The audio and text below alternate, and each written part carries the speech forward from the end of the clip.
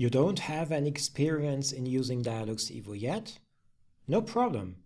I'll show you the graphic user interface and the menu. After you have started DIALux Evo, you will see this welcome screen. On the left, you have different possibilities to create a new project. You can start with outdoor and building plan. You can import a plan, which means a DWG or a JPEG or a TIFF file, a picture file. If you have the Pro feature, you may also import an IFC file. You can start with a room or with street lighting according to EN 13201. In the middle, you see a list of your recently used projects. And on the right, you have different possibilities to have a look at the DIALux members, and you have the possibility to visit our DIALux Academy, to have a look at our knowledge base, where you will find a lot of questions and answers about how to go on with DIALux, and you may also visit our YouTube and Youku channels. To show you the graphic user interface, I will just open up a project. Why settle for free content only? Have a look at our complete course DIALux Evo for interior lighting and improve your skills. The project you see here is our company building in Lüdenscheid.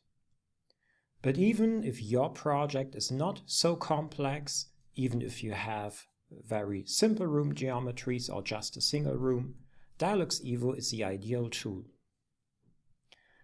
When you open up DIALux Evo with a project or you start with a new project, you have these different modes. In the menu bar, project, construction, light, calculation objects, export, documentation, and brands. Each mode has its own toolbar. In the mode construction, you can create a building, you can import IFC files, you can import DWG files or picture files to create your building. You may insert furniture, you may change colors, textures, and so on. In the mode light, you may insert or edit luminaires. You may also create light scenes. In the calculation objects mode, you may insert calculation points or calculation surfaces.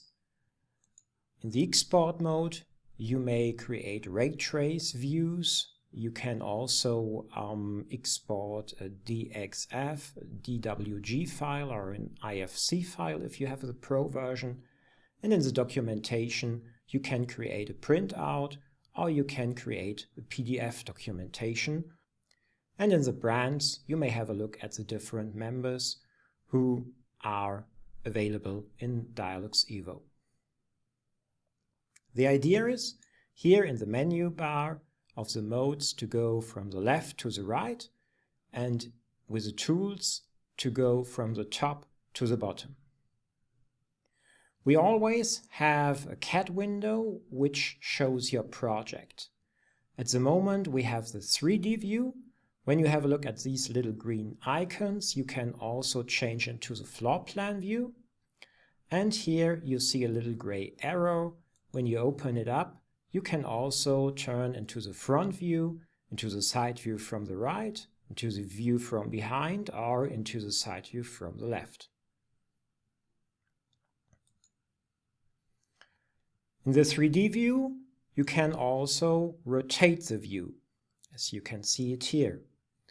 Therefore, you may press the left key of your mouse and move your mouse. We always recommend people who would like to work with DIALux Evo to use a wheel mouse. When you press the left key, a little white double-headed arrow will appear, and you may rotate the view. You can also zoom in and zoom out with the help of your wheel. When you turn the wheel, you can zoom in, and if you turn it the other way around, you can zoom out. If you press down the wheel, you can move the view. A little hand appears, which allows you to move the view to the left, to the right, upwards or downwards. This also works in the floor plan view or in the side view. as well as the zoom with the help of the wheel. If you zoomed a lot and you do not find your project anymore, you may press this button at any time, Zoom to entire scene. This allows you to go back to the entire scene, even in 3D view. Zoom to entire scene, and it will enlarge that you see the complete scene. When you're in the 3D view, you may also press the right key of your mouse, then little footprints will appear, which allow you to walk through your scene.